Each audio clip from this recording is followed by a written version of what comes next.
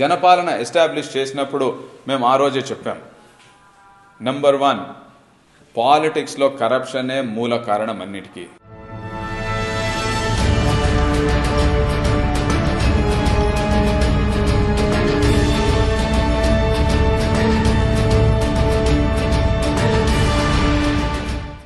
ఇది KG basin గ్యాస్కి సంబంధించి Reliance industries contract గురించి. ఈ విషయం మీద మేము ఆంధ్రప్రదేశ్ హైకోర్టులో ఒక public interest litigation PIL file చేయడం జరిగింది. ఈ కేజీ బేసిన్ గ్యాస్ ఉండేది ఎక్కడ అంటే మన ఆంధ్రప్రదేశ్ రాష్ట్రానికి కృష్ణా గోదావరి అంటే మన కోస్తా ఆంధ్రాకి it is of the Coast. దీనివల్ల ఈ దేశంలోనో ప్రపంచంలోనో అందరికంటే ఎక్కువ నష్టపోయింది ఎవరు అంటే మన రాష్ట్రం.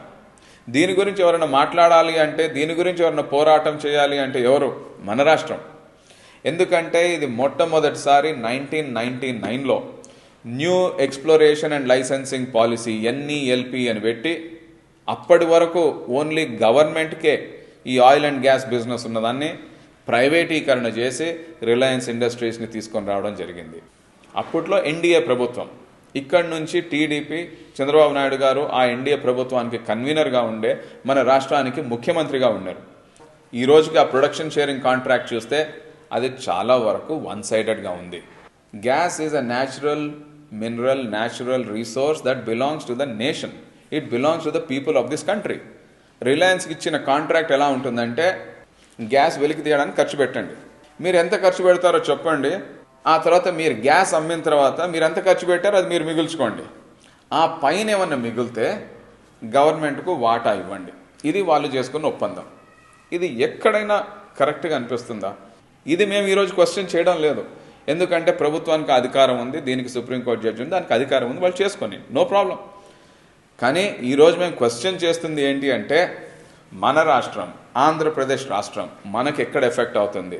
నెంబర్ 1, మీకు ఎక్కడైనా కానీ గ్యాస్ కానీ ఆయిల్ కానీ న్యాచురల్ రీసోర్స్ కానీ ల్యాండ్ మీద ఉంటే ఆ రాష్ట్రానికి వాటా వస్తుంది, రాయల్టీ వస్తుంది. ఓకే, సో ఇది ఆఫ్ షోర్ అయితే సముద్రం నుంచి వస్తే ఓన్లీ సెంటర్కే, కేంద్రానికే వాటా ఉంటుంది, రాష్ట్రానికి వాటా ఉండదు అన్నారు. Okay fine, we agree. అయితే ఇక్కడ ఆఫ్ షోర్ గ్యాస్ ఎక్స్ప్లోరేషన్ చేస్తే దానివల్ల ఎన్వైరన్మెంట్ అండ్ ఫారెస్ట్కి డ్యామేజ్ జరుగుతుందా లేదా అని ఒకసారి ఆలోచించండి. ఖచ్చితంగా జరుగుతుంది. మన కోస్తా ప్రాంతానికి చెందిన ఫిషింగ్, అక్వాకల్చరు ఇలాంటి లైఫ్ స్టైల్స్ మీద, యాక్టివిటీస్ మీద డిపెండ్ అయిన వాళ్ళ లైఫ్ కూడా ఎఫెక్ట్ అవుతుంది. సబ్సిడెన్స్ అంటే సీ లెవెల్ పెరగడం, దానికి ఆల్రెడీ ప్రూఫ్ ఉంది. సీ లెవెల్ పెరిగింది అంటే మన కోస్తా ప్రాంతం కొద్దిగన్నా మునిగిందంటే అక్కడ ఉన్న టౌన్స్ కానీ పట్టణాలు కానీ పల్లెలే ఎఫెక్ట్ కాకుండా ఆ ల్యాండ్ ఫ్యూచర్లో అన్యూజబుల్గా తయారవుతుంది. ఈ రాష్ట్రానికి డ్యామేజ్ జరిగినప్పుడు కంపెన్సేట్ చేయాలి. అది fundamentals and basics of any governance or business arrangement. మేము నెంబర్ 1 ఈ పబ్లిక్ ఇంట్రెస్ట్ లిటిగేషన్లో డిమాండ్ చేస్తుంది, మా రాష్ట్ర ప్రజలకు కంపెన్సేషన్ ఇవ్వండి, మా రాష్ట్రానికి కంపెన్సేషన్ ఇవ్వండి. మీరు తీసుకెళ్తున్న గ్యాస్లో నుంచి రాయల్టీ కానీ ఆ ఇన్కంలో నుంచి వచ్చే వాటా ఇవ్వండి అని అంటున్నాం. నెంబర్ 1 అదే మా ప్రేయర్. నెంబర్ 2, ఇక్కడ గ్యాస్ ఉందని మనకు తెలుసు. ఫస్ట్ రిలయన్స్ ఇండస్ట్రీస్ ఏం ఒప్పందం చేసుకున్నారు? $2 అన్నారు, మళ్ళీ $4 అన్నారు. 2012లో జైపాల్ రెడ్డి గారు మినిస్టర్గా ఉన్నప్పుడు తర్వాత దాన్ని $8 చేసుకున్నారు.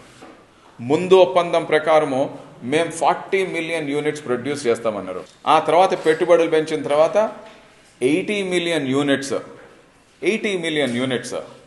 ప్రొడక్షన్ చేస్తామని చెప్పారు. 80 మిలియన్ యూనిట్స్ ప్రొడక్షన్ చేస్తా అని చెప్పి 15 మిలియన్ల యూనిట్ ప్రొడక్షన్ తీస్తున్నారు. ఇంత తక్కువ చేస్తే మాకు గిట్టుబాటు కాదు అని చెప్పి మొదట్లో ₹60 పర్ యూనిట్ అని ఒప్పందం చేసుకొని ఈరోజు ₹500 పర్ యూనిట్ రేటుకి తీసుకొచ్చారు. దీనివల్ల మన రాష్ట్రం ఎందుకు ఎఫెక్ట్ అవుతుందంటే, నెంబర్ 2, పక్కనే కేజీ బేసిన్లో గ్యాస్ ఉంది కదా అని చెప్పి మన రాష్ట్రంలో ఎన్నో ప్రాంతాల్లో gas based power projects establish చేశారు. జీవీకే కానీ, GMR కానీ, ల్యాంకో కానీ, ఇంకా వేరే వాళ్ళు గవర్నమెంట్ కానీ, వీళ్ళందరూ కూడా ఎస్టాబ్లిష్ చేశారు. ఇప్పుడు మనకు సమ్మర్ స్టార్ట్ అవబోతుంది. మా అభిప్రాయంలో ఏప్రిల్ మే వచ్చేసరికి మన సిటీలో రోజుకి 6 గంటల పవర్ కట్ ఉంటుంది, లాస్ట్ సమ్మర్లో ఫ్యాక్టరీస్కి హైదరాబాద్లో ఉన్న వాళ్లకు వారానికి ఓన్లీ 5 రోజులు పవర్ సప్లై ఇచ్చారు. ఈసారి వారానికి ఓన్లీ 4 రోజులు పవర్ సప్లై ఇస్తారు.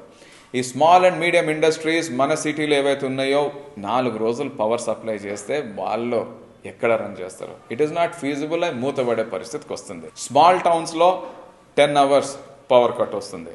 ఫార్మర్స్కి ఖచ్చితంగా ఆ కంటిన్యూస్ 8 అవర్ పవర్ సప్లై అయితే రాదు.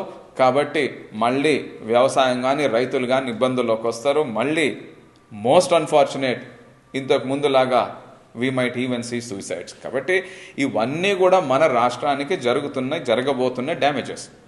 ఎందుకంటే పవర్ సప్లై లేదు కాబట్టి. పవర్ సప్లై ఎందుకు లేదు అంటే మనకు గ్యాస్ బేస్డ్ పవర్ ప్లాంట్స్ అన్నీ కట్టినా వాళ్లకు గ్యాస్ సప్లై లేదు కాబట్టి. వాళ్లకు గ్యాస్ సప్లై ఎందుకు లేదు అంటే ఈరోజు మన రాష్ట్రానికి చెందిన ఏ పార్టీ అయినా ఏ లీడర్ అయినా దీనికి అగేన్స్ట్గా మాట్లాడలేకపోతున్నారు. ఎందుకంటే అది రిలయన్స్కి సంబంధించిన కాంట్రాక్ట్ నెంబర్ 1. నెంబర్ 2, 1999 to 2004లో ఇది ఎన్డీఏ ప్రభుత్వంలో టీడీపీ చంద్రబాబు నాయుడు గారు కన్వీనర్గా రాసుకున్న అగ్రిమెంట్. 2004 to 2009లో ఇక్కడ రాష్ట్రంలో వైఎస్ రాజశేఖర రెడ్డి గారు ముఖ్యమంత్రిగా ఉంటే, కేంద్రంలో అదే కాంగ్రెస్ ప్రభుత్వం అధికారంలో ఉంటే వాళ్ళు రేట్లు పెంచారు. ఇక్కడ కేజీ బేసిన్లో కాంట్రాక్టర్స్ ఎవరా అని చూస్తే గుజరాత్ స్టేట్ పెట్రోలియం కార్పొరేషన్ కూడా ఇక్కడ గ్యాస్ తీసుకొని గుజరాత్కి తరలించుకొని పోతూ ఉంటే గుజరాత్లో ఎంత అభివృద్ధి జరుగుతుందో మనకు బీజేపీ లీడర్స్ వచ్చి నరేంద్ర మోడీ గారు వచ్చి చెప్పిపోతున్నారు. మన గ్యాస్ తీసుకొని పోయి వాళ్ళేమో రాష్ట్రాలన్నీ అభివృద్ధి చేసుకుంటున్నారు. ఇక్కడ జీహెచ్ఎంసీ లిమిట్లోనే ఇండస్ట్రీస్కి సప్లై అయ్యే పవర్ లేదు, రైతులకు సరిపోయే పవర్ లేదు. ఒక లీడర్ ఏమో నేను దీన్ని సింగపూర్ చేస్తా అంటాడు, ఇంకో లీడర్ ఏమో ఫ్రీ పవర్ ఇస్తా అంటాడు. ఫ్రీ పవర్ ఎక్కడి నుంచి తెచ్చిస్తారండి? సింగపూర్ ఎలా తయారు చేస్తారు? ముందు రాష్ట్రానికి గ్యాస్ తీసుకొని రండి, ఫస్ట్ అది కాపాడి దానికి సంబంధించిన కంపెన్సేషన్ తీసుకోండి. ఇవన్నీ వీళ్ళు చెయ్యరు, వీళ్ళు చేసే పరిస్థితుల్లో లేరు. అందుకనే మాకు we are left with 1 and only 1 option, హైకోర్టుని ఆశ్రయించాలి తప్పితే వేరే మార్గం కనపడలేదు. కాబట్టి మేము ఈ పబ్లిక్ ఇంట్రెస్ట్ లిటిగేషన్ పిటిషన్ వేసి హైకోర్టు ఆశ్రయించాల్సిన పరిస్థితి వచ్చింది.